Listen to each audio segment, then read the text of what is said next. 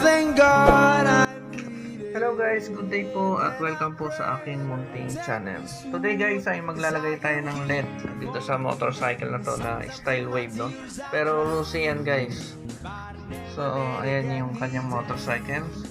Okay, ito yung ating gagamitin. Ito yung LED. Ayan.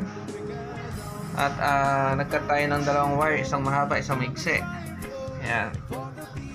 Ito yung switch, one way switch, tsaka shrinkable tube. Ayan. Okay guys, bubuksan natin to, no? Ilalagay na natin mahaba para mabilis tayo, mahabang wire.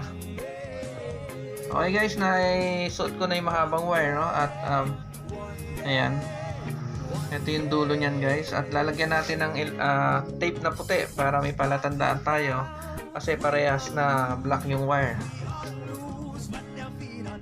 So ito guys, nilagyan ko ng tape na puti, no? Yan yung negative.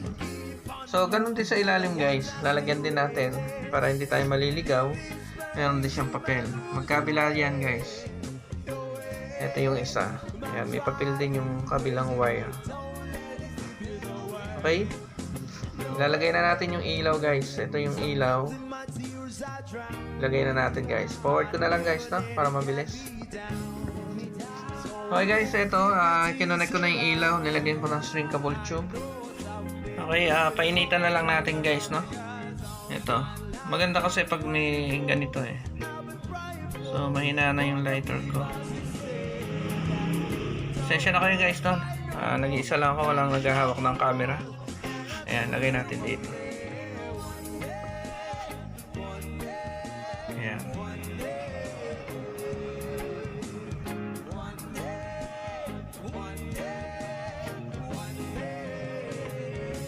Ayan, okay na yan guys. So, okay na yung isa. So, sa kabila naman. So, ito yung ilaw na ilalagay natin dito sa kabila para partner sila. Ayan. May palatandaan tayo guys, no? Yan yung negative, yung may papel. So, kung gumamit naman kayo ng ibang wire, ibang kulay, kahit hindi nyo nalagyan ng tanda, okay na yun. So, ito guys, pina-forward ko na lang, no? At ikakabit na rin natin doon. Ididikit ko na rin guys. Forward na lang natin. Mag-iwan na lang ako ng diagram sa dulo ng video para mas madali nyo makuha yung wiring. Yan. Maganda kasi pag may ganito yun. Yan. Okay guys, tapos na, no? I-forward na lang natin. So ito guys, dinikit ko na sa ilalim ng kanyang motorcycle. Magkabila. Ito yung isa. Yan. Okay na. So madali lang siya guys. Magkabilang dulo lang. Sinote lang natin yung wiring. Tapos ikinabit lang natin yung ilaw sa magkabilang dulo ng wire. Okay. Ito yung karugtong guys. Ayan. So yung may tanda, ayan yung negative natin. Yung kabila, ayan yung positive. Okay. Duduktungan pa natin ng wire. Ayan. Dito sa kanyang fuse. Dito sa fuse na yan, dyan natin ilalagay yung isang terminal ng switch.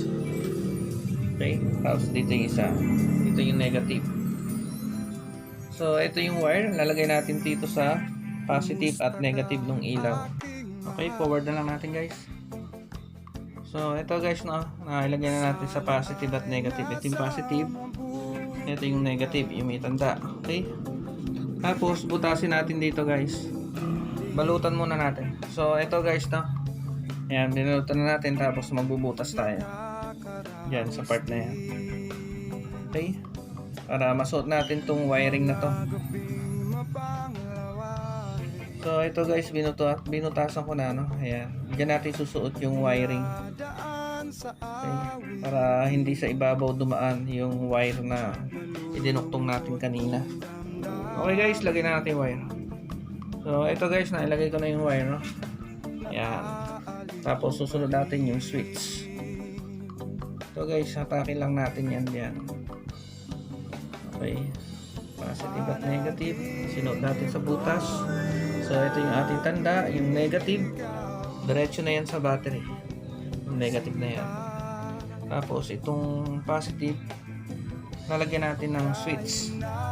Okay, yung isang terminal ng switch dito sa fuse, no? babalatan natin guys. So ito guys, tinanggal ko yung isang balat niya. So doble pala, no? Ilalagay natin yung isang terminal doon. Yan dyan. Yan sa fuse na yan. Yung isang terminal naman dito sa positive ng LED. Ito, isang terminal ng switch. Okay? Okay guys, i-forward na lang natin. So ito guys, na ilagay na natin yung sa positive doon sa may fuse, saka isang terminal doon sa positive ng LED. Tapos yung negative diretso na yung sa battery. So okay na, no? Ayan, kung mapapansin nyo, ayan yung sa switch, tapos ito yung sa negative ng battery. Ito yung ating switch. Ayan, sa cover ko na lang nilagay ng battery, no? Okay guys, yan ang setup na gusto niya, no? Kaya yan yung ginawa natin sa kanyang LED. Okay, pwede naman tayong gumawa ng ibang setup, no? Pero yan ang gusto niya, yan ang nagustuhan niyang setup para mapagana yung LED sa ilalim. Okay, itatry na lang natin. Okay, itatry na natin guys, no? Pipindutin natin tong switch, tapos tingnan natin sa ilalim. So, ayan yung ilaw, no guys. Ayan. Off natin. On ulit. Okay. So, ayan. Magana na siya. So, okay na. Mas maganda yan guys sa gabi. So, nagre-reflect yan, no? Sa mga bakal. Okay.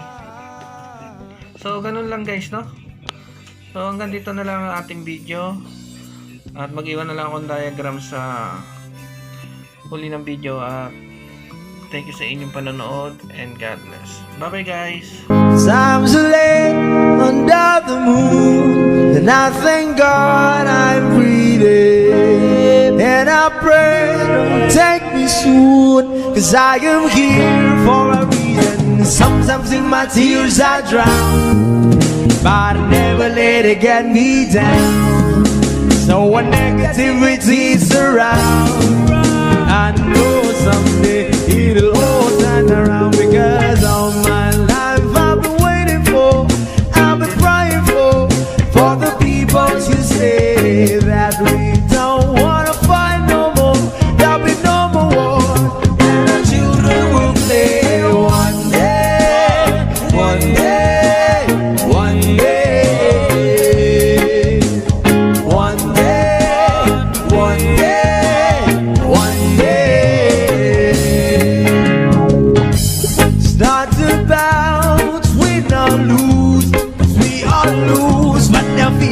The souls of the innocent, blood-drenched pavement, keep on moving though the water still rains.